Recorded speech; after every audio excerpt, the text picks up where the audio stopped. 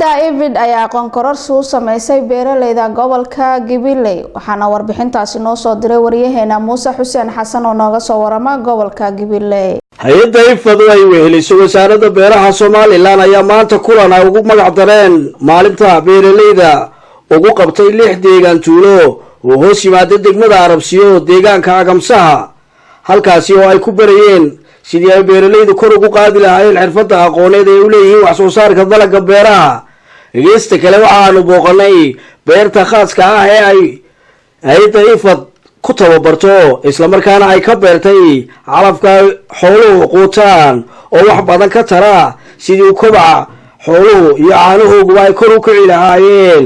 iyo digirta oo bini'aadamku cuno isla markaana u fiican caafimaadka. halkaasi oo ay ku sharaxeen khabiiradii ka socday hay'adda Evid iyo wasaaradda horumarinta beeraha Soomaaliland. ayo xilliga roobka beeraha roobka lagu talagalay laakiin waxa loogu beeray hadduu roobku yaraado oo saakaasi roob la waayo si aan shilin looga hadho shinidu waa beerta Agamsaha ku taala beerta tijaabada wax ku taala aburiba ku taala waa maarayi la socda laakiin haddii roobka la waayo oo roobku yaraado aba shinidii istanta noqoto ay abaado waxa dhacaysa in halkan aan shinidii ku soo xabilno si aanay u dabargoyn mooto halkan dalagyo badan baa ka beeran awskana kala ka beeran la roorisu leeyahay oo dib marka inta la gooyo hadda soo baxayo inta la gooyo hadda soo baxayo oo lu fideeyo iskana awskana ma fideeyo marka doonto beertaadu waa ku jiraysaa oo ka dabargoynaysa marka saan soo dhan uu taagnaanaya in kiisaas kor halka ku yaala waa marka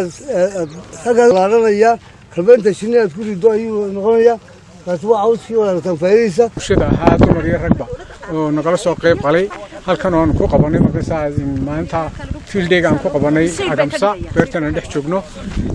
halkaas oo markaa dalagyo fara badan laga beeray sidii magaranaysa digiraha kala duwan si dadka loo tuso digirta nafaqada ay leedahay iyo qaabka magaranaysa ay inay nafaqada ay kordhinayso aan u barna dadka iyo nafaqa ahaan si ay dadku magaranaysa nafaqa ahaan ay u cunaan taahan u cunaan isla markaana ay dalagyada kala duwana ay isku dhex beeraan digirihii iyo arbixidii iyo hadhuudhkii si carradii nafaqadiina ay digirtii ugu celiso hadhuudhku marka saaran nafaqadiina waxa ku celinaysa digirtii si aan dadka marka loo baro waxa la intercropping iyo magaranaysa isku gediska magaranaysa dalagyada oo ninka beerleyda had iyo jeer meesha hadhuudh ku celceliyaan ilaa daaqii ama dhulkii beernayba uu bilaan nafaqo noqdo marka si dadka loo baro in magaranaysa ay sameeyaan isku dhex beer ayaa magaranaysa halkan tijaabada ugu sameynay halkan kale waxaan ka sameynayna waxa laga beeray iyadana calafkii xoolaha oo halka ka muuqda isaguna geedka aan beernay calafka xooluhuna waa roodiis grass calafka xoolaha isaguna nafaqahan in xoolaha loogu talagalay in la siiyo si wax soo saarkoodu uu kordho oo geedkiina xoolihiina ay tamar uga helaan iyo nafaqo wax soo saarkooduna uu bato. waxa kale oo aan wax ka weydiinay qaar ka mid ah beeralayda deegaanadaasi iyagoo sheegay inay ka faa'iideysteen aqoon isla markaana ay kula noqon doonaan deegaanadooda sidii loogu xoojin lahaa halafka ay xooluhu quutaan si uu yiraahdeen looga maarmo waqtiyada abaaraha. beertana ay tahay beertii tijaabada lagu qabtay calafkii xoolaha oo runtii faa'iido badan u leh xoolaha waan aragno abaaro badan baa ila saameeyay soo qayb galay maanta tababarkan 6 tuulo oo hoos yimaada degmada Arabsiyo 6 tuulo laga soo qaaday gudiyadoodii tababarkana lagu tusayo beerta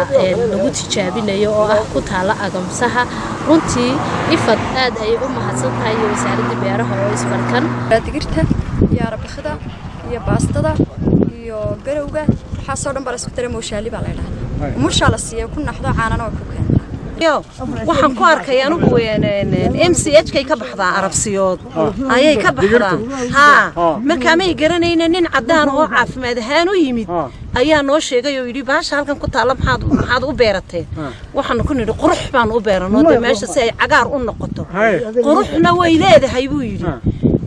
nafaqana way leedahay anigu waan tijaabiyo waan gurtay to iska daadsan oo meelaha aan cidina danayn baan gurtay riyana waan siin jiray annaguna waan cuni jirnay يعني قاس تريبان لهايو يسبدل وين بابا يقول عيبة waan ku tijaabinay waayo waxaan u dhignay loodii adhigii iyo haddii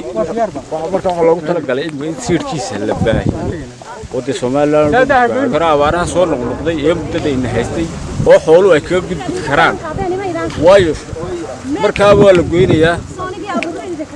calafka qolkiiba 80 aad qaali u ah markiiba la goynayaa isla markiibana halkiibu tagayaa waa la jarayaa markiiba halkiibu tagayaa waa la jarayaa waxa laga sameyn karaa waa la kuusayaa calafka marka waa calaf laga gudbi karo abaarahan dalka ku soo noqnoqday ee sanadada bayna haystay ee xooluhu ay kaga gudbi karaan marka wasaaradda beeraha iyo wasaaradda xanaanada xoolaha waxaan dhiirigelinaynaa binaar aqoon kororsiya oo oranaya daaq iyo dalagba wixii ay ifadbal tiri waan beernay inaad wax ka aragtaan baan doonaynaa inaad dhulka wax ku beertaan baan doonaynaa inuu daaqaasi noqdo mid fiican oo xoolaha tayo u leh maadaama firidiisii siidhka noqonaysay aan hayo wuxuu wanaagsan yahay dee kan oo dhulkii ma garanaysaa beer roobaadada ka baxa wuxuu wanaajinayaa maasha allah inuu xoolihii anfaco uu baraka fara badan u yeesho ka labaad su'aalaan weydiinay nimankan dhakhaatiirta ah dhakhtarka xoolaha taba way u kordhinayaan buu yidhi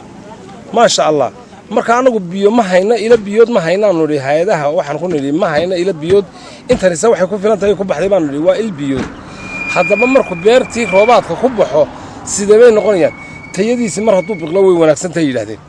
annaguna bal waxaan ku dayi doonnaa intaannu dalagno inaannu xagaafno inaannu haramayno inaannu biyahana u fadhiisinno bal mashruucaa weyne waxaannu ka codsanaynaa aanu leenahay hay-adaha mashruucan weyne soo socda ee biyo xidheenka ah ee dhulka u fadhiisinaya biyaha inuu soo gaaro wasaaradda beeraha waxaanu leenahay inay biyuhu soo gaadhaan iyo xadhigu oo ma garanaysaa dhulka riigag loo sameeyo oo dee bilicdan yaruna inaas tusina wax qabadku noqdo ina midhaha anfaca ay daba socdaan biyuhuna waayo oo la geliyo ceelo biyood laga qodo midhihii markaa ka soo baxaya inuu tayo yeesho xayayaanka ku jira beerta dhexdeeda isaguna wuu dhimanaya biyuhuna way waa